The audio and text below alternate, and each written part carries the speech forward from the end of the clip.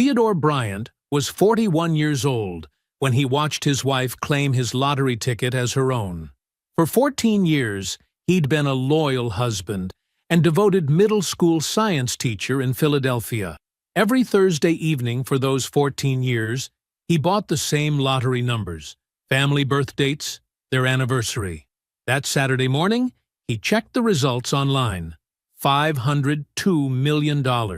One winner. His numbers. His ticket was gone from the kitchen drawer. What Theo found in his wife Nicole's locked desk made his hands shake. The winning ticket, divorce papers, and detailed plans for how she'd claim the jackpot as hers alone before leaving him. By Monday, she'd claimed the prize. By Thursday, she'd used her new fortune to have him evicted from his own home with a police escort, while she and her lover watched from the doorway, drinking wine. Nicole called him "someone like you" as he drove away with everything he owned. She had no idea Pennsylvania law would let him take back every single dollar. What happened next would cost Nicole everything she thought she'd stolen. Before we jump into the story, comment where in the world you are watching from and subscribe, because tomorrow's story is one you need to hear. The hum of the radiator filled Theo's modest living room as he spread student papers across the coffee table.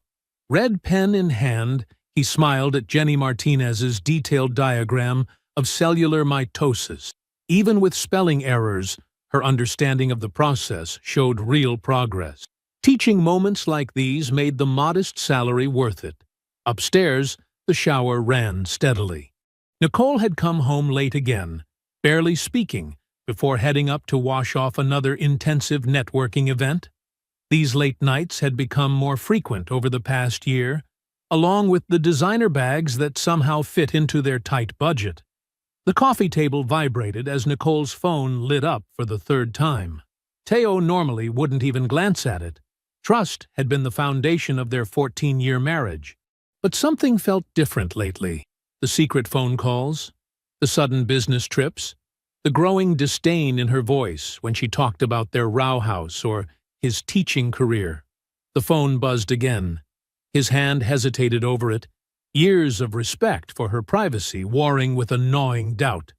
The screen flashed another notification. Desmond Clark. Taking a deep breath, Theo picked up the phone. The message preview made his stomach clench. Soon we won't have to hide. Once you handle the Theo situation, we can live the life we deserve. The life you deserve. With trembling fingers, Theo opened the full message thread. His chest tightened as he scrolled through months of exchanges. Intimate photos, plans for secret weekend getaways disguised as work conferences, pet names and explicit messages that burned his eyes. Got the hotel booked for next weekend's marketing seminar. Dated 3 weeks ago. Miss your touch already. Can't wait until we don't have to sneak around. From 2 months ago. He's so simple. Content with that tiny house and teaching job. You deserve someone who can give you everything. 6 months ago. 10 months of betrayal unfolded before him. 10 months of lies while he'd packed her lunches, supported her career, loved her completely. Theo's vision blurred, but his hands remained steady as he photographed message after message. He forwarded everything to his email, saved screenshots to his cloud drive, documented timestamps and dates with scientific precision. The shower shut off upstairs. Theo quickly replaced the phone exactly as he'd found it, positioning it at the same angle. He picked up his red pen just as Nicole's footsteps descended the stairs. She appeared wearing her silk robe, hair wrapped in a towel. The scent of her expensive shower gel filled the room, another recent luxury purchase that had raised eyebrows on their budget. "Still grading?" she asked, her tone carrying that subtle note of condescension that had crept in over the past year. "You work too hard for what they pay you." "Just finishing up," Theo replied, his voice remarkably steady despite the inferno in his chest. "How was your networking event?" "Oh, you know, same old shop talk." She waved dismissively. The developer from New York was there again. The one I told you about? He's interested in some major projects downtown. Desmond Clark. The man from the messages. Teo nodded, maintaining his composed expression. Sounds promising. It could be. She smiled, but it didn't reach her eyes. I'm exhausted, though. Going to head to bed. I'll be up soon, Teo said, forcing himself to return her smile. She bent down and kissed his cheek, the casual affection feeling like acid on his skin. The next 2 days passed in a fog of routine and restraint. Teo taught his classes, attended faculty meetings, and continued his normal schedule while carrying the weight of his discovery. Every interaction with Nicole felt like a performance now, each casual touch and domestic exchange underlaid with devastating knowledge. Thursday evening arrived. Like clockwork, Teo stopped at Rivera's corner store on his way home from school. James Rivera looked up from his crossword puzzle with a warm smile. "Thursday night lottery run, Mr. Bryant?" he asked, already reaching for the Powerball slip. "You know me, James." Teo managed a genuine smile for the store owner who'd been part of his weekly ritual for 14 years. Same numbers as always. He pulled out his debit card and carefully entered his customary numbers. Nicole's birthday, his birthday, their anniversary date, his parents' anniversary. Numbers that had once held such meaning, now feeling like monuments to betrayal. James printed the ticket and handed it over with the receipt. "Good luck this week. Maybe this will be the one." "Maybe so," Teo replied, tucking both items safely in his wallet. At home, he followed his usual routine, placing the ticket in the kitchen drawer where he'd kept them for 14 years, next to the measuring spoons and pizza cutter. Nicole barely glanced up from her phone as he moved around the kitchen preparing dinner. Friday evening found Teo at the school's science fair, helping his students explain their projects to parents and judges. He missed the live Powerball drawing, but that was normal. Checking the numbers was his Saturday morning ritual. When he woke the next morning, Nicole was already gone. Another breakfast meeting. Teo made his coffee and settled at the kitchen table with his laptop, pulling up the Pennsylvania Lottery website. His eyes widened as he read the announcement. $502 million Powerball jackpot. One winner in Philadelphia. Fingers trembling slightly, he clicked to view the winning numbers. His coffee grew cold beside him as he stared at the screen, checking and rechecking the familiar sequence. They matched. Every single number matched. Heart hammering against his ribs, Teo stared at the numbers glowing on his laptop screen. They were his numbers, the same combination he'd played religiously every Thursday for 14 years. Nicole's birthday, his birthday, their anniversary, his parents' anniversary. A sequence that had become muscle memory after so many years of hopeful routine. He jumped up from the kitchen table, coffee forgotten, and yanked open the drawer where he always kept the tickets. Measuring spoons clattered against the pizza cutter as he rifled through the contents. Empty. No ticket. Stay calm, he whispered to himself, fighting down the panic rising in his throat. Think methodically. He searched the kitchen systematically. Every drawer, cabinet, and countertop. Nothing. Living room next. Between couch cushions, magazine rack, end table drawers. Still nothing.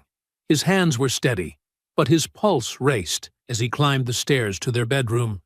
The sound of his own breathing seemed unnaturally loud as he moved through the silent house. Nicole's home office door stood slightly ajar. Inside, her desk dominated the small space, a recent purchase she'd insisted on, complete with a locked drawer for sensitive client documents. Teo hesitated only a moment before kneeling in front of the drawer. The combination was their anniversary date. She'd never bothered changing it from when they used to share everything. The lock clicked open with familiar numbers that now felt like mockery. There, nestled between folders, lay his lottery ticket. Beside it, a stack of printed papers about Pennsylvania lottery claim procedures, detailed notes comparing lump sum versus annuity payment options, and tax implications of major windfalls. A business card for Bradford Wealth Management sat on top, with Monday 9 a.m. urgent, written in Nicole's precise handwriting. She'd been planning this. While he taught science to 7th graders on Friday, she'd been researching how to claim his winning ticket. Years of teaching scientific methodology kicked in, focusing his racing thoughts. Evidence. He needed evidence. With trembling fingers, Teo pulled out his phone and photographed the ticket from multiple angles, making sure the serial number was clearly visible in each shot. He carefully documented her handwritten notes, the wealth management appointment card, the lottery procedure printouts. Next, he retrieved the receipt from his wallet. He always kept them for a week, another part of his Thursday ritual. The date and time were clear. Thursday, 6:47 p.m. Rivera's Corner Store. Opening his banking app, he confirmed the matching debit card transaction. His teacher's laptop was still open downstairs. Teo spent the next hour researching Pennsylvania lottery law, taking screenshots of relevant statutes. The ticket holder was presumed to be the owner, but the actual purchaser could legally contest ownership with proper documentation. His heart steadied slightly. There was a path forward. With painstaking precision, Teo returned everything to its exact position in the drawer. The lock clicked shut, resetting their anniversary date to protect someone else's secrets. That afternoon, he found Nicole in the kitchen, scrolling through her phone while sipping expensive coffee. His voice came out remarkably steady. "Hey, babe, did you check our lottery numbers? I think I left the ticket in the drawer." Nicole's response was perfectly smooth, rehearsed. "Oh, I grabbed it when I was tidying up yesterday. It's in my purse. We didn't win anything. Maybe $1 or $2. You sure?" Teo pressed gently. "I had a good feeling about this week." She laughed, the sound hollow to his ears now. "Teo, honey, we never win. It's fine. Don't get your hopes up." She kissed his forehead like he was a child, then grabbed her purse. "I've got a weekend open house showing. Don't wait up." Sunday crawled by in a haze of focused documentation. Teo made multiple copies of everything. The receipt, 14 years of bank statements showing his Thursday lottery purchases, all the affair evidence. He emailed everything to himself, then drove to his brother Isaiah's house to store physical copies. Monday morning, Teo called the school secretary. "Martha, I'm sorry, but I need to take a sick day." His first in 4 years. The concern in her voice was genuine. He never missed work. At 8:30 a.m., he pulled out of his driveway, hands clenched on the steering wheel as he headed toward the Pennsylvania Lottery headquarters in Middletown.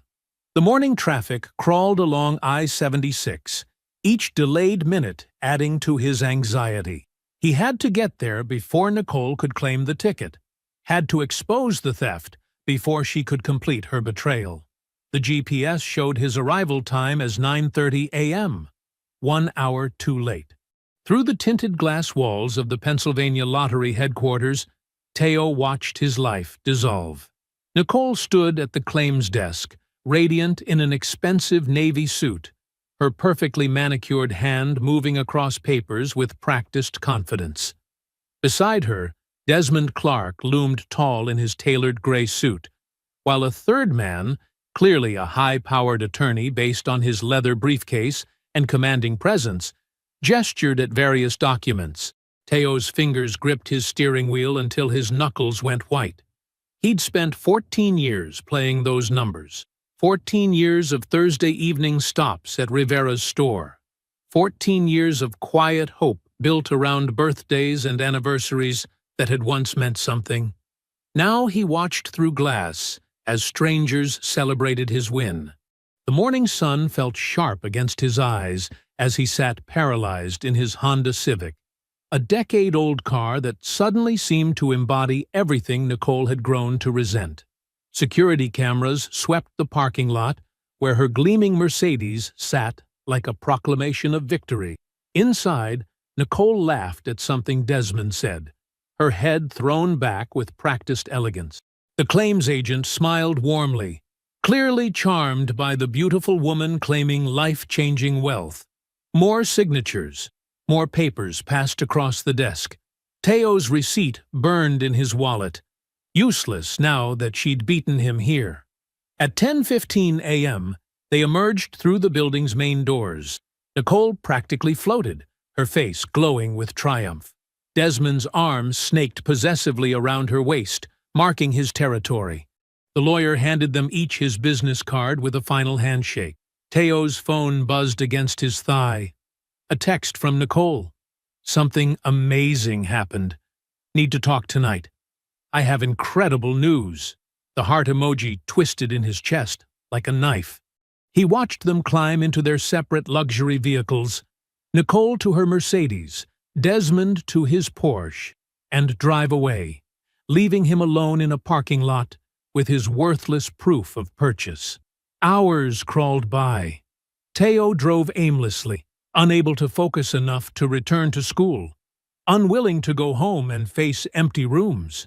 At 7 p.m., he finally pulled into their driveway. Nicole's car was already there, along with a bottle of Dom Perignon chilling in an ice bucket on the kitchen counter. She burst through the door moments later, designer shopping bags in one hand, that enormous fake smile plastered across her face. "Teo, you won't believe this. I bought a lottery ticket last week, just on a whim. You know how I never play. And I won. I won the Powerball. $502 million. He forced his features into shocked surprise. "What? Are you serious? I already claimed it today. After taxes, it's about $311 million lump sum. Can you believe it? We're set for life." But her eyes were cold, calculating. This wasn't joy. It was performance, every gesture carefully choreographed for maximum effect. "That's incredible, Nicole. I can't believe it." Teo swallowed hard. "When did you buy the ticket?" "Last Thursday. I stopped at a store on the way home from work. Pure impulse, and now everything changes for us." Every word was a lie. Different store, different time, different money, different everything. "This is amazing, babe. We can finally—" "Actually, Teo," Nicole cut him off, her tone shifting dramatically. The warmth vanished from her voice. "We need to talk about something else. I've been unhappy for a long time. I've been seeing someone else. His name is Desmond. We're in love. I'm filing for divorce." Teo let real pain show through his act. "Nicole, we can work through this. We've been together 14 years. There's nothing to work through. I've moved on. This is my lottery win, my money, and I need to start my new life. I'm not trying to be cruel, but you need to understand. This changes everything. What about our house, our marriage? I'll be fair." Her lips curved in what might have been meant as a kind smile but came across as predatory. "I'm offering you $150,000 cash. That's generous, Teo, more than generous. If you sign a quitclaim deed giving me full ownership of the house and agree to an uncontested divorce. You can find a nice apartment. Start fresh. I'm not trying to hurt you. This is my home too. I'm not leaving." Nicole's expression hardened. "Then you're making a mistake. I have $311 million now, Teo. I can afford the best lawyers in Pennsylvania. I can bury you in motions and legal fees until you're bankrupt. Or you can take my offer and leave with dignity. Your choice. I'm not signing anything. We'll see." Tuesday morning, Nicole filed for divorce, citing irreconcilable differences. That afternoon, her aggressive attorneys filed an emergency motion for exclusive possession of the marital home, claiming she needed privacy and safety during this emotionally volatile transition, and that Teo's presence was destabilizing and potentially threatening. The motion included false allegations that Teo had been increasingly agitated and confrontational since learning about the divorce, that Nicole feared for her safety, and that she needed the marital home for security reasons, given her new financial circumstances. Wednesday at 2 p.m., the emergency hearing began. Nicole's attorneys presented their case to a family court judge. Teo, caught off guard and representing himself, tried to argue that the house was marital property, and he had every right to stay. But Nicole's lawyers were polished, aggressive, and armed with her wealth. They painted Teo as an unstable, jealous husband who posed a risk to their client, a vulnerable woman who had just won a life-changing lottery prize. The judge granted the temporary order. Teo must vacate within 48 hours pending final divorce proceedings. Thursday evening at 6 p.m., Nicole arrived at the house with Desmond, her lead attorney Catherine Price, and 2 police officers to enforce the eviction order. "Mr. Bryant," one officer said apologetically, "I have a court order requiring you to vacate these premises. You have 2 hours to collect your personal belongings." Teo pulled into Isaiah's driveway just after 9 p.m., his Honda Civic packed so full he could barely see out the back window. The trunk held what remained of his life: clothes, teaching materials, a few pieces of furniture Nicole had deemed unimportant enough for him to take. The rest of his possessions sat in what used to be his home, now claimed by a woman he barely recognized. Isaiah stood waiting on the front steps, arms crossed over his broad chest. As a construction supervisor, he'd built his career solving problems with direct action. The muscles in his jaw tightened as he watched Teo park. "I can't believe this," Isaiah growled, helping Teo unload boxes. "My little brother getting kicked out of his own house by that." "Don't," Teo cut him off quietly. "Just help me get these inside." The basement apartment was modest but clean. A bedroom, small living area, kitchenette. Isaiah had renovated it himself last year, never imagining it would become his brother's refuge. They carried in load after load in tense silence until the car was empty. "She can't do this," Isaiah finally exploded, pacing the small space. "I should go over there right now. Show her and that fancy boyfriend what happens when you mess with family." "No." Teo's voice was firm despite his exhaustion. "This has to be done legally, completely. She stole from you millions, and now you're sleeping in my basement while she lives in your house? It's temporary." Teo sat heavily on the second-hand couch they'd just carried down. "I have evidence. I have proof.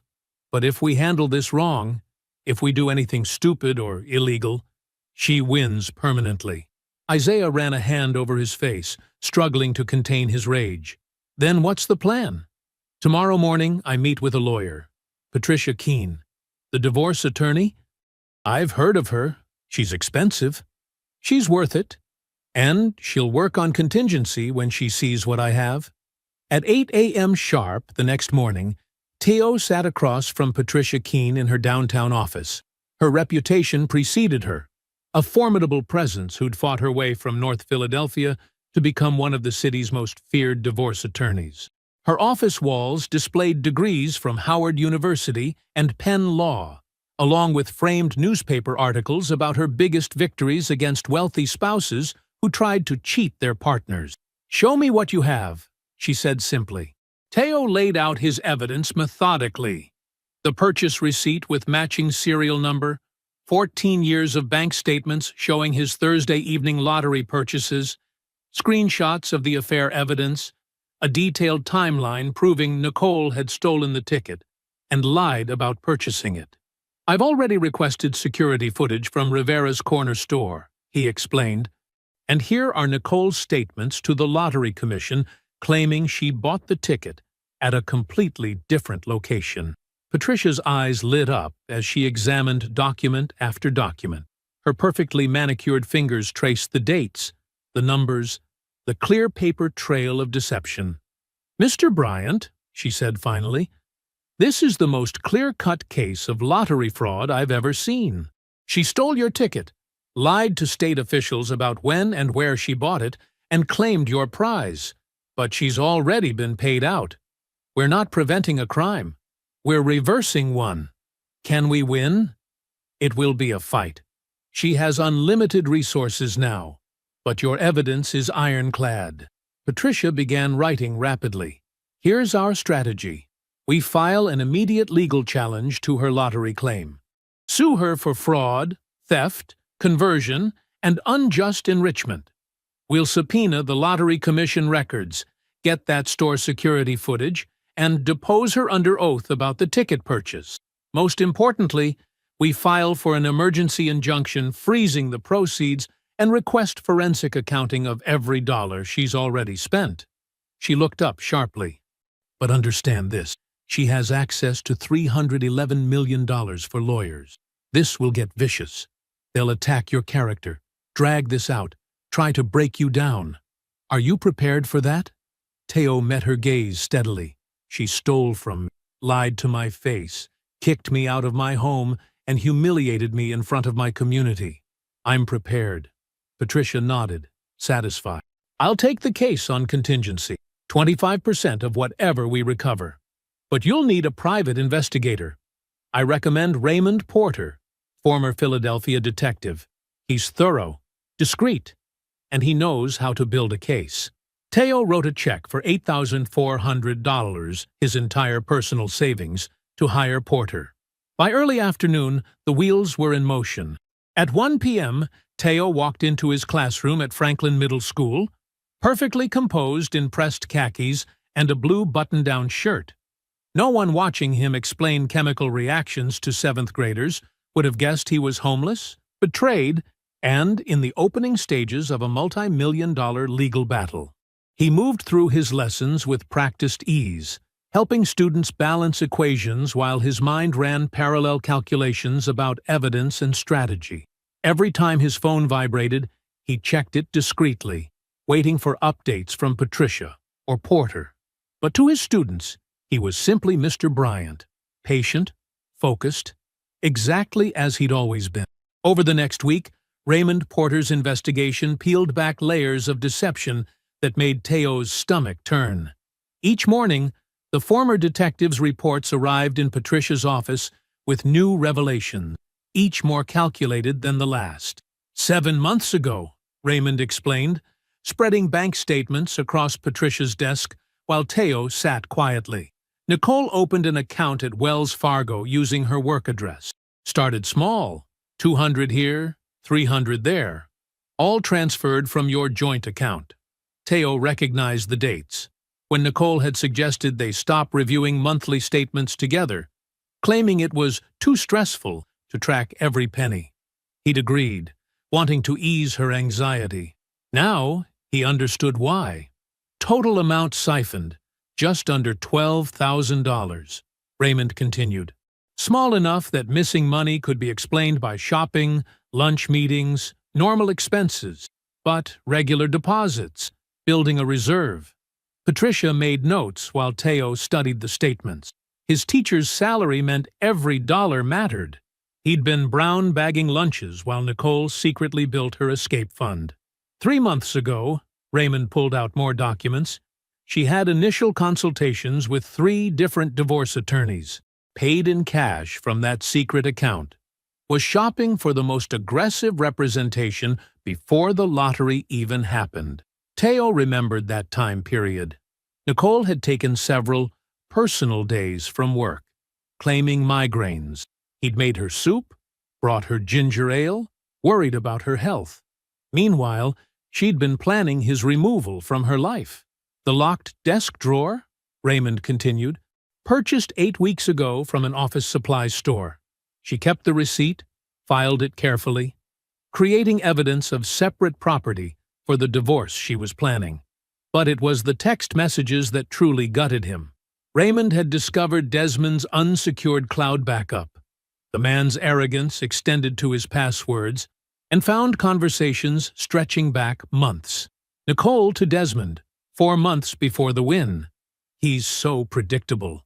Same numbers every week. If those stupid tickets ever hit big, that's my ticket out. I just need to be ready to grab it first. Teo's hands clenched as Raymond read more messages.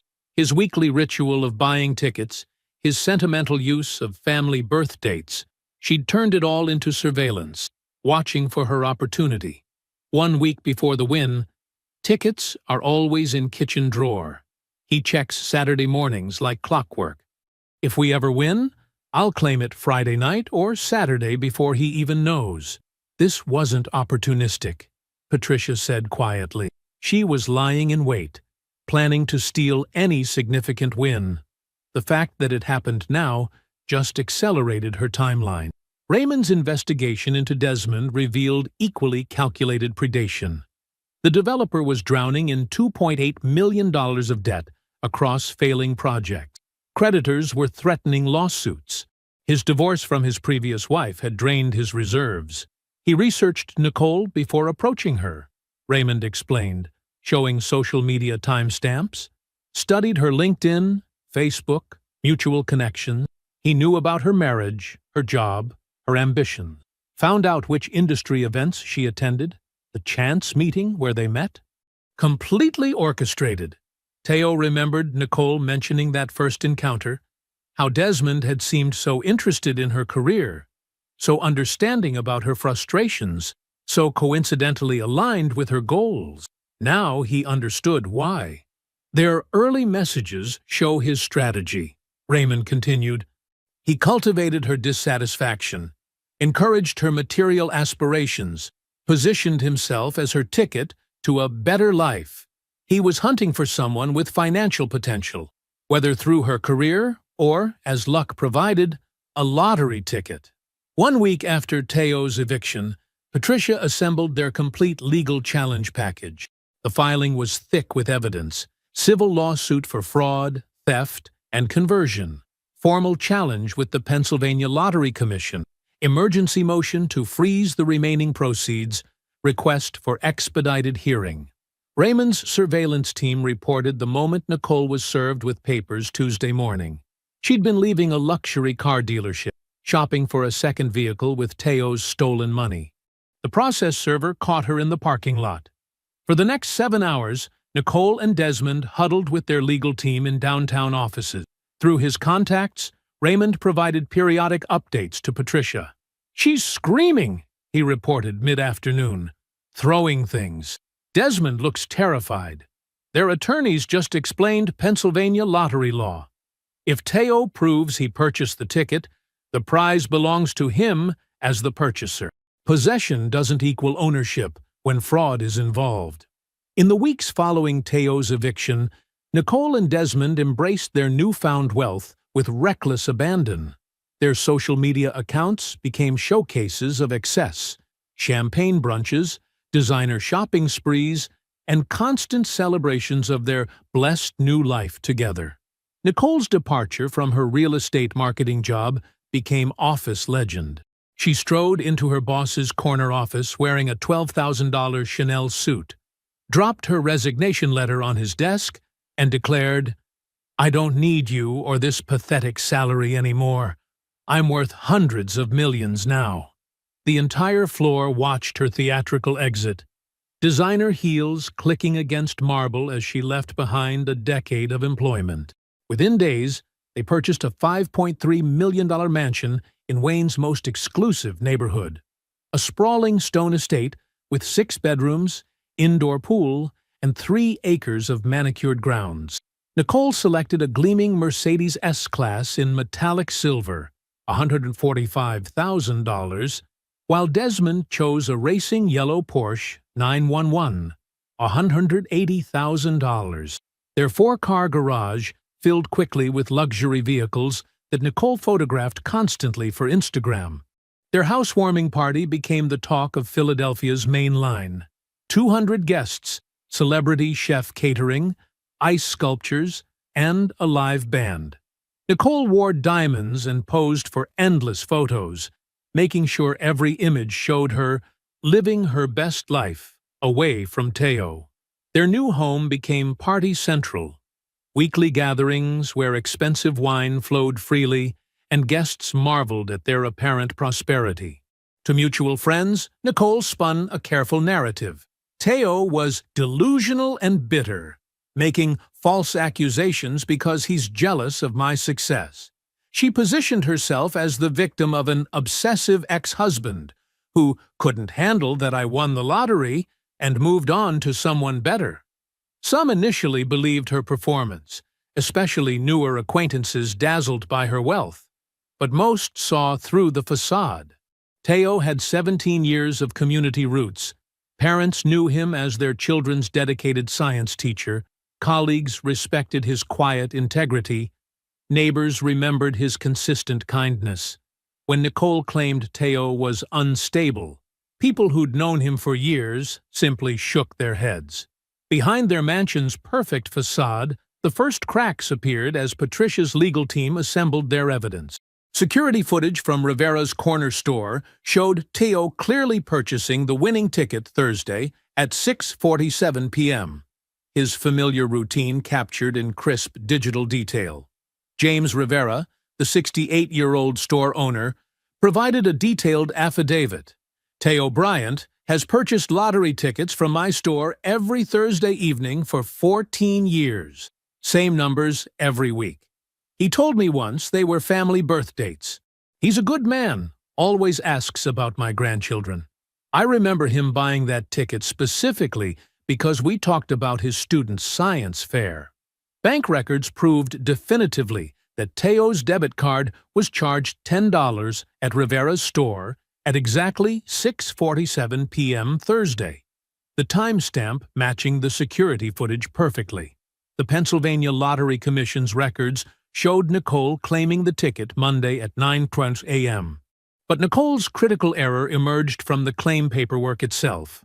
When filing, she'd told the lottery official, "I purchased this ticket Thursday evening, correct day," but claimed she bought it at the 7-Eleven on Market Street, the wrong store entirely, as Teo had purchased it at Rivera's on Broad Street. Patricia's deposition of Nicole became legendary among Philadelphia legal circles.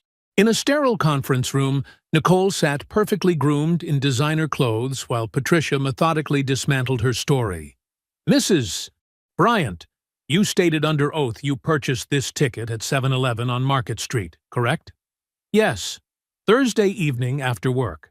"Then please explain how security footage shows your husband purchasing a ticket with the exact same serial number at Rivera's corner store on Broad Street at 6:47 p.m. that same day."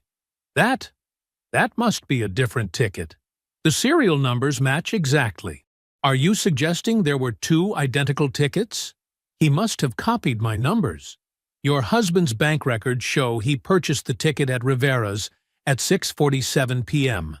Mr. Rivera provided sworn testimony about his 14-year pattern of buying tickets with these specific numbers. How do you explain this? Nicole's polished veneer cracked. Her attorney called for a break as she began to unravel.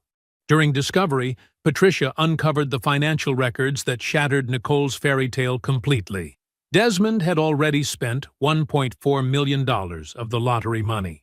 He'd paid off creditors threatening lawsuits over his failed developments, poured money into his struggling projects, and purchased luxury items including a vacation home in the Bahamas titled solely in his name.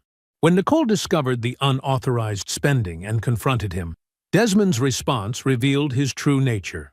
"We're partners now, baby. What's yours is ours. That's how relationships work." His casual dismissal of her fury showed no real affection, only the entitled assumption of access to her wealth. Standing in their mansion's massive kitchen, watching Desmond scroll through his phone while brushing off her concerns, Nicole finally saw the truth. He had never loved her. She was simply a target, a solution to his financial problems, and now he was bleeding her dry.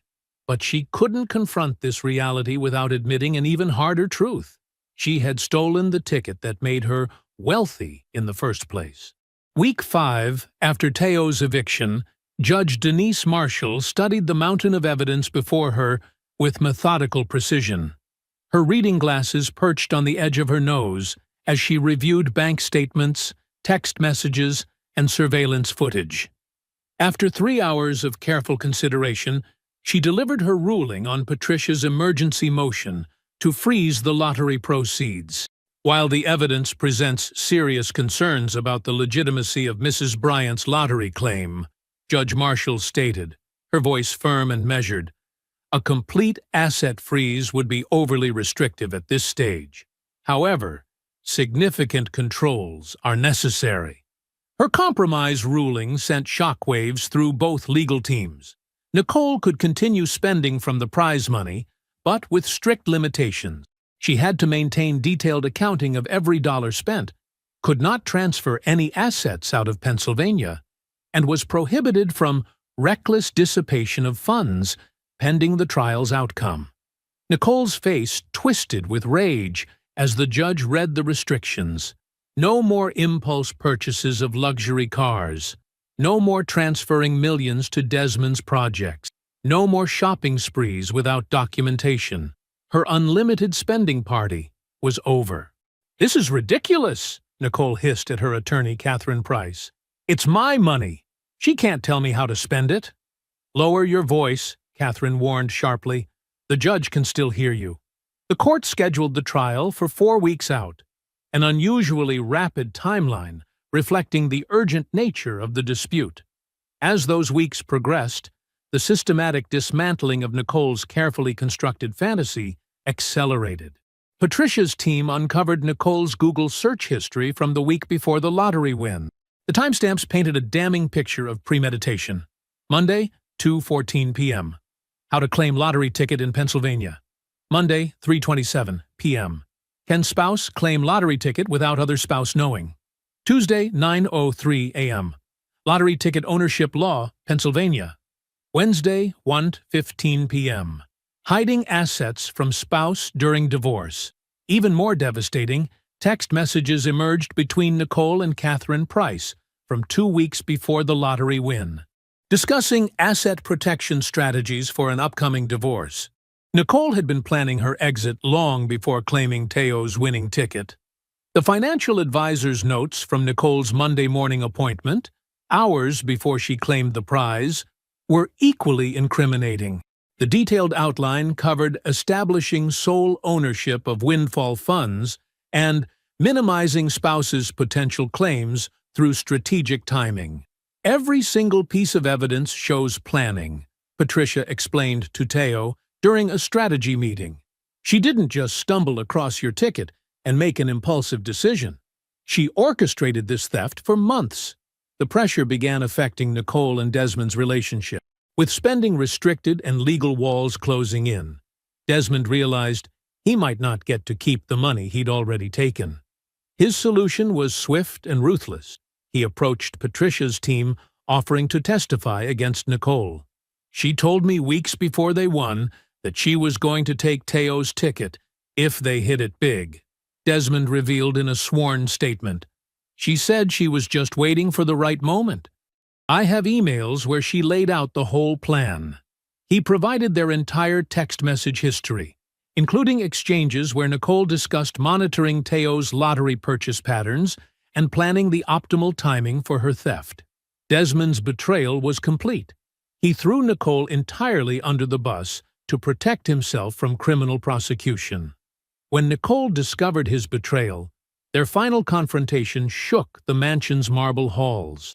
"You lying piece of garbage!" she screamed, hurling a crystal vase at his head. "I gave you everything." "You didn't give me anything," Desmond sneered, dodging the projectile. "You stole it, and I'm not going down with you." He packed his bags that night, leaving Nicole alone in their sprawling house. But Nicole's desperate spiral wasn't finished. Patricia uncovered her most recent mistake, an attempted bribe of James Rivera just 2 weeks earlier. Nicole had visited his corner store late one evening, offering the owner $50,000 cash to either forget Teo's years of lottery purchases or testify that he couldn't clearly remember who bought the winning ticket. James Rivera, disgusted by the attempt, reported it immediately to Teo's legal team. He even recorded the conversation on his store's security system, capturing Nicole's crude attempt at witness tampering in high definition. Patricia didn't hesitate. She filed a motion adding the witness tampering charge to their civil case and referred the evidence to the district attorney's office for potential criminal prosecution. Nicole's carefully constructed world was collapsing entirely. The legal case against her was now overwhelming. Her spending was restricted. Desmond had betrayed and abandoned her. She faced possible criminal charges.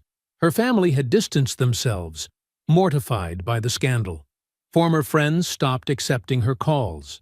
She rattled around the vast, empty mansion alone. A $5.3 million prison she couldn't afford if she lost the case. Designer clothes still wrapped in plastic, hung in massive closets. Expensive furniture sat unused in perfectly decorated rooms. The indoor pool echoed with silence. Trial was scheduled to begin Monday morning. Nicole sat in her marble kitchen Sunday night, staring at her phone. No messages, no calls, no one left to turn to. The only sound was the steady tick of an antique clock, counting down the hours until she would face justice. Monday morning arrived with heavy rain drumming against the Philadelphia County Court's grand windows. The marble corridors echoed with footsteps as attorneys, witnesses, and spectators filed into courtroom 4A for what local media had dubbed the lottery theft trial. Teo sat quietly beside Patricia at the plaintiff's table, his posture straight but not rigid, wearing the same modest suit he'd worn to parent-teacher conferences for years. Across the aisle, Nicole perched in a designer outfit that probably cost more than Teo's monthly salary, but her usual confidence seemed brittle today. Judge Michael Henderson entered, and the packed courtroom rose. "Be seated," he commanded, his voice carrying natural authority. "We are here to determine rightful ownership of Pennsylvania Powerball Prize number 2023-147. Ms. E. Keene, you may proceed with your opening statement." Patricia rose smoothly, her presence commanding immediate attention. "Your Honor, this case is about theft, fraud, and betrayal. We will prove through clear, documented evidence that Theodore Bryant purchased the winning lottery ticket, that Nicole Bryant stole that ticket, and that she deliberately claimed a prize she knew wasn't hers." Over the next 8 hours, Patricia methodically constructed an airtight case. She started with the foundation, Teo's 14-year pattern of lottery purchases. Bank statements filled 3 massive binders, showing every Thursday evening transaction at Rivera's corner store since 2009. The records painted a picture of clockwork consistency. "And these numbers," Patricia indicated on a display screen, "what significance do they have, Mr. Bryant?" "They're our family dates," Teo explained calmly. "My parents' birthdays, Nicole's birthday, our wedding anniversary. I've played the same numbers every week since we married." The security footage from Rivera's store played next. The timestamp clearly showed 6:47 p.m. Thursday evening as Teo entered, greeted James Rivera warmly, and purchased his weekly tickets. The camera angle captured the transaction perfectly. Teo using his debit card, receiving his receipt, carefully checking his numbers. James Rivera's testimony proved particularly powerful. The elderly store owner spoke with quiet certainty. "Mr. Bryant has bought tickets from me every Thursday evening for 14 years. Same numbers, same time, like clockwork. He's always polite, always asks about my grandkids. When he bought that winning ticket, it was just like any other Thursday." "And you're certain it was Mr. Bryant who purchased this specific ticket?" Patricia asked.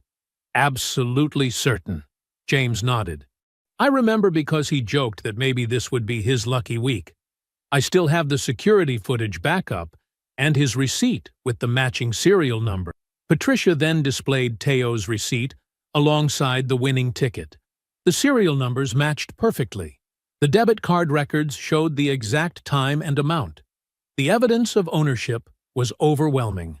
Day 2 focused on exposing Nicole's deception. Patricia played the timeline like a symphony conductor, each piece of evidence building on the last. She showed photos Teo had taken of the ticket hidden in Nicole's locked drawer, surrounded by her handwritten notes about claiming procedures. "Note the date on these documents," Patricia highlighted. Mrs. Bryant was researching how to claim lottery prizes before the winning numbers were even drawn.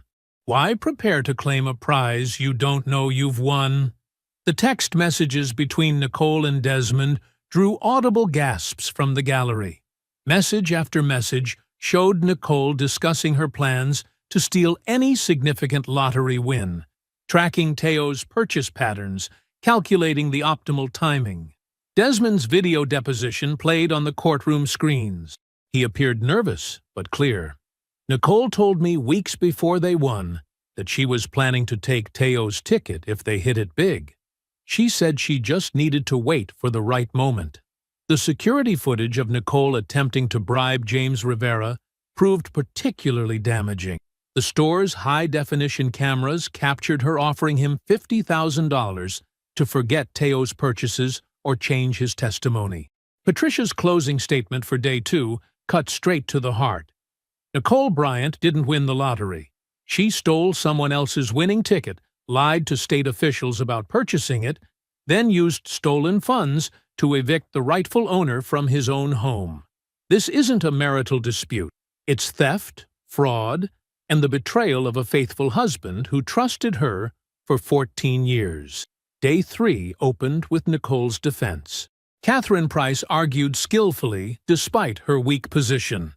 Possession of a lottery ticket traditionally establishes ownership. Even if Mr. Bryant purchased this ticket, it was bought with marital funds during the marriage, making it marital property. Both spouses have equal claim to marital assets. She tried to frame the case as a simple divorce dispute. This belongs in divorce proceedings as part of normal asset division. My client acted in good faith, believing this was shared marital property. Mr. Bryant's evidence is circumstantial at best. Finally, Nicole took the stand. Gone was her earlier arrogance, replaced by carefully practiced humility. "I found the ticket in the kitchen," she testified, voice trembling slightly. "I assumed it was ours, a shared marital ticket. I claimed it for both of us. I never planned to exclude Teo from the winnings." Patricia rose for cross-examination, her measured steps toward the witness stand carrying the weight of inevitable justice. Nicole shifted uncomfortably, her designer blouse suddenly feeling too tight at the collar. "Mrs.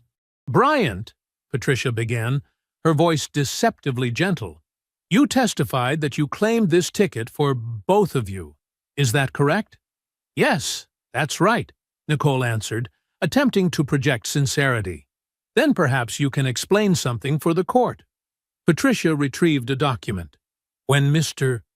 Bryant specifically asked you about the lottery ticket that Saturday morning, why did you tell him you'd checked and it was worth maybe $1 or $2? Nicole's composure cracked slightly.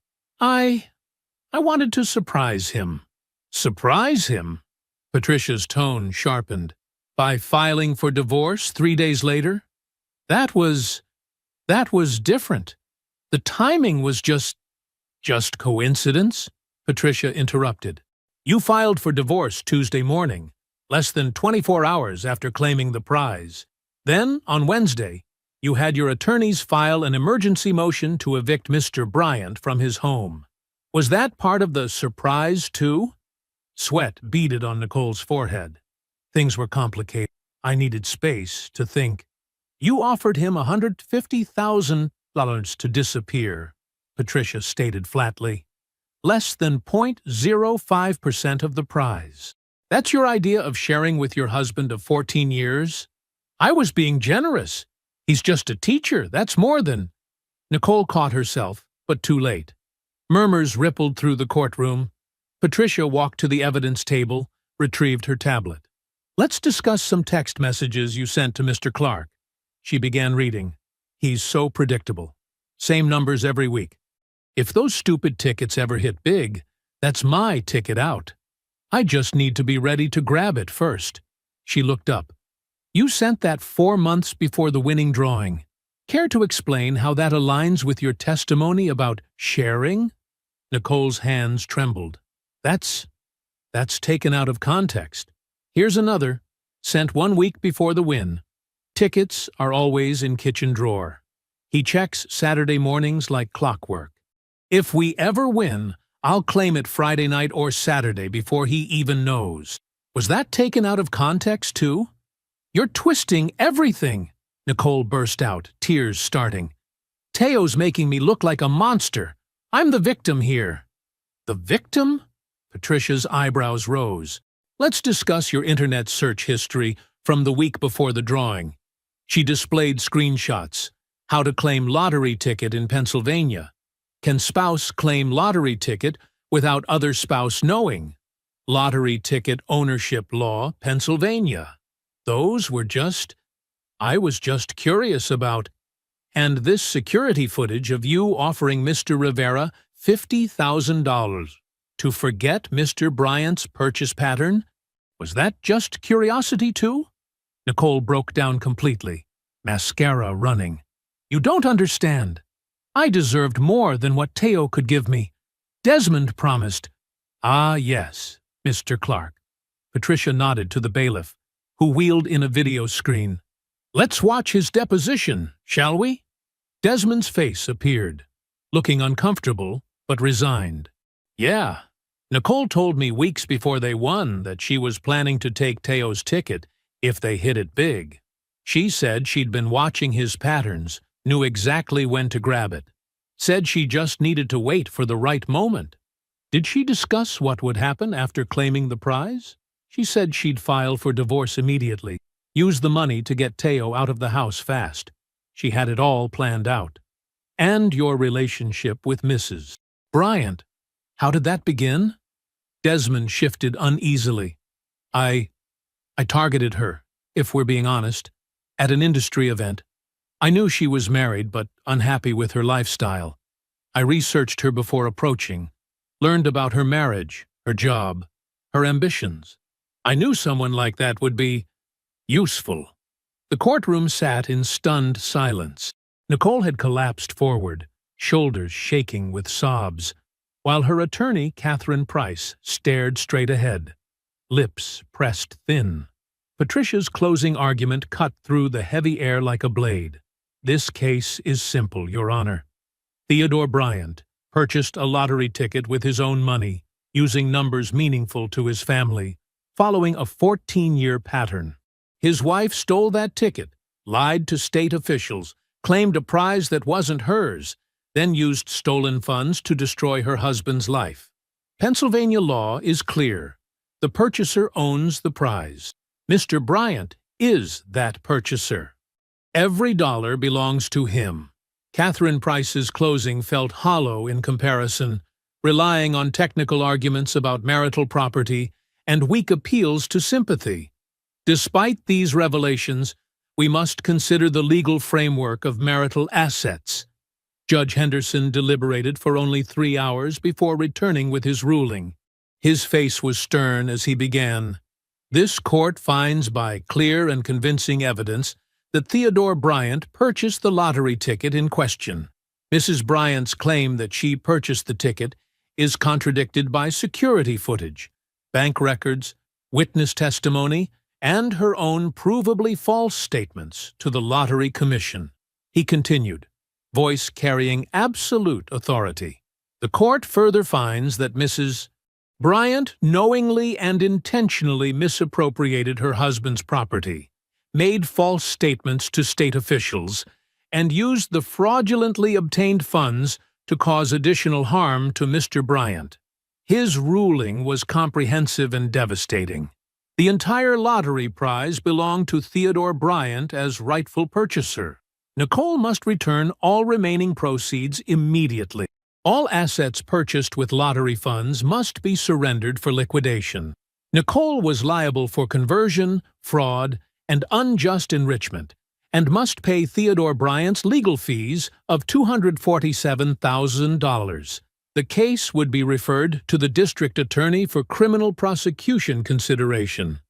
Nicole's face went chalk white.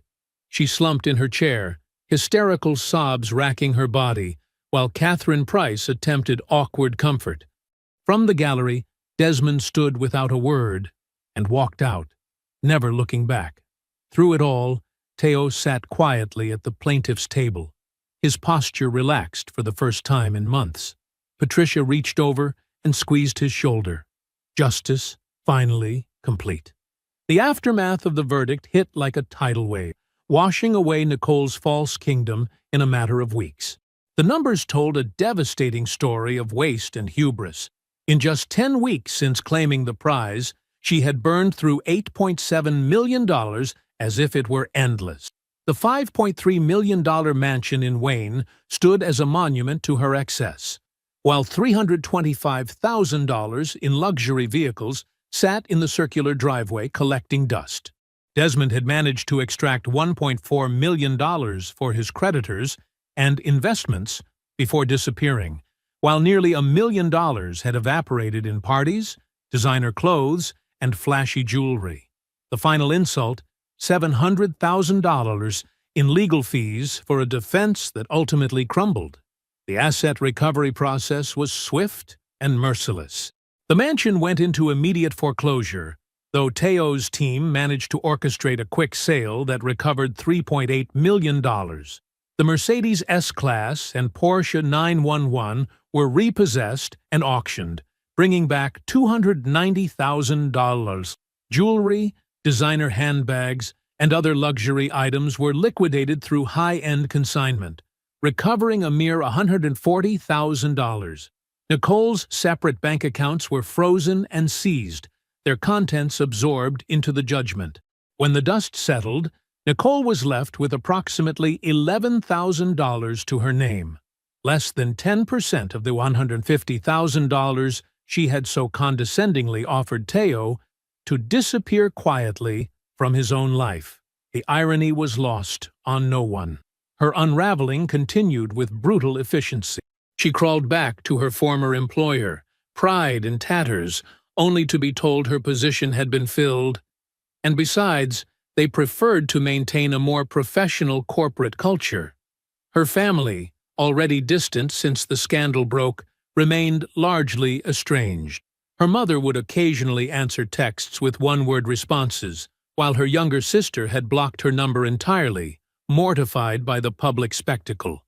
The friends who had celebrated at her mansion parties, who had posted enthusiastic congratulations on social media, who had believed her narrative about Teo being bitter and jealous, now avoided her calls.